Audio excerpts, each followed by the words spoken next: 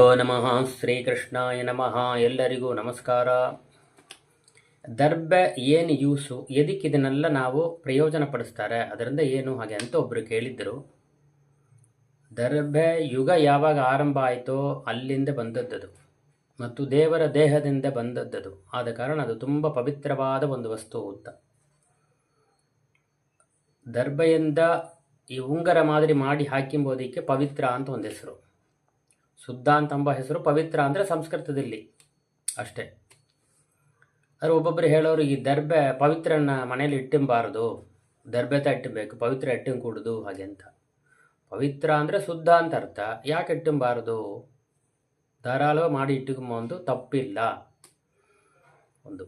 ಎರಡನೇದು, ಈ ದರ್ಬೆ ಒಂದೊಂದು ಸಂಖ್ಯೆ ಒಂದೊಂದು ಸ್ಥಳದಲ್ಲಿ ಲೆಕ್ಕಕ್ಕೆ ಬರುತ್ತೆ.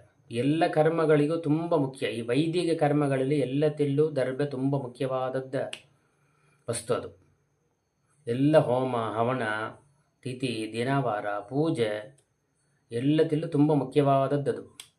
ಈ ಮದುವೆ ಮನೆಯಲ್ಲಿ ಕೂಡ ದರ್ಬೆ ತುಂಬ ಮುಖ್ಯ. ಒಬ್ಬೊಬ್ಬರು ಹೇಳೋರು ದರ್ಬೆನ ಮುಟ್ಟಬಾರ್ದು, ಅಪ್ಪ ಇರೋ ವೇಳೆ ಅಮ್ಮ ಅಪ್ಪ ಇರೋ ವೇಳೆ ದರ್ಬೆನ ಮುಟ್ಟುಕೊಡುದು ಹಾಗೆ ಅಂತೆಲ್ಲ ಹೇಳೋರು. ಧಾರಾಳವಾಗಿ ಮುಟ್ಟುವೊಂದು. ಆ ದರ್ಬೆನ ಮುಟ್ಟಾಕೆ ಪುಣ್ಯ ಮಾಡಿರಬೇಕು ಯಾವುದೋ ಒಂದು ಜನ್ಮದಲ್ಲಿ. ಯಾಕೆ ಅಂತಂದರೆ ಈ ಮದುವೆ ಮನೆಯಲ್ಲಿ ಮಂಗಳಾಷ್ಟಕ ಆದ ಮೇಲೆ ಹುಡುಗನ ಕೈಯಲ್ಲಿ ದರ್ಬೆಯಿಂದ ಮಾಡಿದ ಒಂದು ಕೂರ್ಚನ್ನು ಕೊಟ್ಟು ಆ ಹುಡುಗಿಯ ತಲೆಯಲ್ಲಿ ಬೈತೆಲ್ಲ ತೆಗೆದು ಹಿಂದೆ ಹಾಕು ಅಂತ ಹೇಳುವರು. ಅಲ್ಲಿ ಯಾರೋ ಬಂದಿರ್ತಾರೆ, ಎಲ್ಲರ ಕಣ್ಣು ಹುಡುಗ ಹುಡುಗಿಯರ ಮೇಲೆ ಬಿದ್ದಿತ್ತು ಅಂತ ಇಟ್ಟುಕೊಳ್ಳಿ. ದೃಷ್ಟಿ ಅಂತ ಹೆಸರು ಅದಕ್ಕೆ. ದೃಷ್ಟಿ ಅಂತಂದರೆ ಅದು ಎಷ್ಟು ಕೆಟ್ಟದ್ದು ಇರ್ಬೋದು, ಒಳ್ಳೇದಿದ್ದರೆ ಓಕೆ. ಕೆಟ್ಟದ್ದಿತ್ತು ಅಂತಂದರೆ ಅದರಿಂದ ಏನಾರ ಬಾಧೆ ಬಂದರೆ ಏನು ಮಾಡೋದು? ಆದ ಕಾರಣ ಆ ಬಾಧೆಯನ್ನು, ದೃಷ್ಟಿ ದೋಷಗಳನ್ನು ನಿವೃತ್ತಿ ಮಾಡುವ ಶಕ್ತಿ ಆ ದರ್ಬೆಗಿದೆ. ಆದ ಕಾರಣ ಅದಕ್ಕೆ ಮಂತ್ರವೂ ಅದೇ ಮಾದರಿ ಇದೆ. ಆ ದೃಷ್ಟಿಯಿಂದ ಬರುವ ದೋಷಗಳು ನಿವೃತ್ತಿ ಆಗಲಿ ಅಂತ ಹೇಳಿ ಆ ಮಂತ್ರವನ್ನು ಹೇಳಿ ಆ ಬೈತೆಲ್ಲ ತೆಗೆದು ಹಿಂದೆ ಹಾಕ್ತಾರೆ ಹುಡುಗ. ಇದು ಹುಡುಗ ನಮ್ಮ ಅಪ್ಪ ಹುಡುಗಿ ಅಮ್ಮ ಅಪ್ಪ ಇರೋ ವೇಳತ ಇದು ಮಾಡ್ತಾರೆ. ಅದಕ್ಕೆ ಅದು ಅಷ್ಟು ಪವಿತ್ರವಾದದ್ದು ಅಂತ ಅರ್ಥ. ಅಷ್ಟು ದೃಷ್ಟಿಯನ್ನು ತೆಗೆಯುವ ಸಾಮರ್ಥ್ಯ ದರ್ಬೆಗಿದೆ. ಮತ್ತು ಮಂತ್ರ ಹೇಳಿ ಅದನ್ನು ಆವಾಹನ ಮಾಡಿ ಅಂತಂದರೆ ಅದಕ್ಕೆ ಅಷ್ಟು ಹೀರುವ ಶಕ್ತಿ ಇರುವ ಕಾರಣ ಎಲ್ಲತಿಲ್ಲ ಅದನ್ನು ಪ್ರಯೋಜನ ಪಡಿಸ್ತಾವೆ. ಈ ಒಂದು ದರ್ಬೆಯಿಂದ ಮಾಡಿದ ಪವಿತ್ರ ಪ್ರೇತ ಕಾರ್ಯಗಳು ಅಂತ್ಯೇಷ್ಟಿ ಕರ್ಮಗಳಿಗೆ ಯೂಸ್ ಆಗುತ್ತೆ. 2 ದರ್ಬೆ 4 5 ಈ ದರ್ಬೆ ಈ ಸಂಖ್ಯೆಯಲ್ಲಿ ದರ್ಬೆಯಿಂದ ಮಾಡಿದ ಪವಿತ್ರಗಳು ಒಳ್ಳೆ ಕರ್ಮಗಳಿಗೆ ಯಾಗ ಯಜ್ಞಗಳಿಗೆ ಎಲ್ಲದಕ್ಕೆ ಯೂಸ್ ಆಗುತ್ತೆ. ಈ 3 ದರ್ಬೆ ಸಂಖ್ಯೆಯನ್ನು ಮಾಡಿದ ಪವಿತ್ರ ಪಿತೃಕಾರ್ಯಗಳಿಗೆ ಪ್ರಯೋಜನ ಪಡಿಸ್ತವೆ. ಆದ ಕಾರಣ ಇದು. ಆದರೆ ಎಲ್ಲ ಕರ್ಮಗಳಲ್ಲೂ ದರ್ಬೆ ತುಂಬ ಮುಖ್ಯ. ಒಂದು ಬ್ರಾಹ್ಮಣನ ಮನೆ ಅಂತಂದರೆ ಸಾಲಗ್ರಾಮ, ಗೋಪಿಚಂದನ, ಜನಿವಾರ, ಎಳ್ಳು, ದರ್ಬೆ ಇದು ಖಂಡಿತ ಮನೆಯಲ್ಲಿ ಇರಬೇಕು. ಇದಿದ್ದರೆ ದೇವರ ಸನ್ನಿಧಾನ ತುಂಬಿದೆ ಅಂತ ಅರ್ಥ. ಅದಕ್ಕೆ ದಕ್ಷಿಣ ದಿಕ್ಕು ನೋಡಿ ದರ್ಬೆಯನ್ನು ಇಡಬಾರ್ದು ಅಂತ ಹೇಳೋರು. ಮನೆಯಲ್ಲಿ ದರ್ಬೆ ತಂದು ಇಟ್ರಿ ಅಂತಂದರೆ ಅದನ್ನು ದಕ್ಷಿಣ ದಿಕ್ಕು, ಆ ನುಣಿ ದಕ್ಷಿಣನ ನೋಡಿ ಇರಬಾರ್ದು ಅಂತ ಹೇಳೋರು. ಅಷ್ಟೇ ಹೊರತು ಬೇರೆ ಯಾವುದೂ ಇಲ್ಲ. ಧಾರಾಳವಾಗಿ ಇದೆಲ್ಲ ಮನೆಯಲ್ಲಿ ಇರಬೇಕು.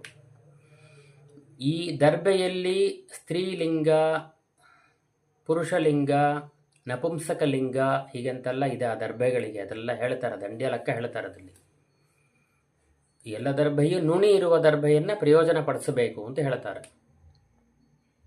ದರ್ಬೆಗೆ ಕುಶ, ಬರ್ಹಿ, ದರ್ಬೆ, ಇನ್ನು ಬೇಕಷ್ಟು ಹೆಸರೆಲ್ಲ ಇದೆ. ಹೀಗೆ ಇನ್ನು ಆಯುರ್ವೇದದಲ್ಲಿ ನೋಡಿರಿ ಅಂತಂದರೆ ಈ ದರ್ಬೆಯನ್ನು ಚಿಕ್ಕ ಚಿಕ್ಕದಾಗಿ ಪೊಡಿ ಮಾಡಿ ಇಟ್ಟುಕೊಂಡು 1 ಸ್ಪೂನ್ ದರ್ಬೆನ, ಆ ಪೊಡಿ ದರ್ಬೆ 1 ಸ್ಪೂನು, ಒಂದು 1/2 ಲೀಟ್ರ್ ನೀರು ಇರ್ತಾರಲ್ಲ, 1/2 ಲೀಟ್ರ್ ನೀರು ಪಾತ್ರೆಯಲ್ಲಿ ಹಾಕಿ ಆ ದರ್ಬೆ 1 ಸ್ಪೂನ್ ಪೌಡರ್ ಅದಲ್ಲಿ ಹಾಕಿ ನೀರು ಚೆನ್ನಾಗಿ ಕುದಿಬೇಕು. ಆಮೇಲೆ 1 ಸ್ಪೂನ್ ದರ್ಬೆನ ಹಾಕಿ ಅದನ್ನು ಮುಚ್ಚಿಟ್ಟಿಡಬೇಕು. ನೀರು ಇಳಿಸಿಟ್ಟಿಡಬೇಕು ಸ್ಟವ್ ಆಫ್ ಮಾಡಿ. 10 ನಿಮಿಷ ತಾಳಿ ಆ ನೀರನ್ನು ಫಿಲ್ಟರ್ ಮಾಡಿ ಕೊಂಚ ಕುಡಿತಾ ಇರಬೇಕು ದಿನಕ್ಕೆ. ಅದು ಯಾವಾಗ ಮುಡಿತೆ ಒಂದು 20 ಮಿಲ್ಲಿ ಕುಡಿತಾ ಇರಬೇಕು. ಆವಾಗ ಒಂದು ದಿನಕ್ಕೆ ಒಂದು 5 ಸಲ 6 ಸಲ ಕುಡಿತಾ ಇರಬೇಕು ಅಂತ ಹೇಳ್ತಾರೆ. 20 ಮಿಲ್ಲಿ ಕುಡಿದ್ರೆ ಸಾಕು ಅಂತ. ಇದು ಆಯುರ್ವೇದದಲ್ಲಿ ಹೇಳ್ತಾರೆ. ಇಂಗ್ಲೀಷ್ ಡಾಕ್ಟರ್ಗಳು ಅದನ್ನು ಹೇಳುತ್ತಾರೆ. ಇದಕ್ಕೆ ಹೇಮ ಕಷಾಯಂ ಅಂತ ಹೆಸರು. ಹೇಮ ಕಷಾಯ ಅಂದರೆ ಹೇಮ ಅಂದರೆ ಬಂಗಾರ ಅಂತ ಅರ್ಥ. ಬಂಗಾರದ ಕಷಾಯ ಅಂತ ಅರ್ಥ ಅದಕ್ಕೆ. ಎಲ್ಲ ವ್ಯಾಧಿಗಳನ್ನು ನಿವಾರಣೆ ಮಾಡುವ ಶಕ್ತಿ ಈ ದರ್ಭೆಯ ನೀರಿಗಿದೆ. ಇದು ಆಯುರ್ವೇದದಲ್ಲಿ ಹೇಳುವ ಒಂದು ವಿಷಯ. ಅದು ಹೀಗೆ ಇದು ಬೇಕಾಷ್ಟು ವಿಷಯಗಳಿದೆ. ನಂಗೆ ತಿಳಿದ ಒಂದು ವಿಷಯನ ಹೇಳಿದ್ದಾನೆ. ಈ ವಿಡಿಯೋ ನಿಮಗೆ ಹಿಡಿದಿದ್ದರೆ ಎಲ್ಲರಿಗೂ ಶೇರ್ ಮಾಡಿರಿ, ಸಬ್ಸ್ಕ್ರೈಬ್ ಮಾಡಿರಿ. ಏನಾರ ಸಂದೇಹ ಇದ್ದರೆ ನೀವು ಕೇಳಬಹುದು. ಶ್ರೀಕೃಷ್ಣಾಯ ನಮಃ.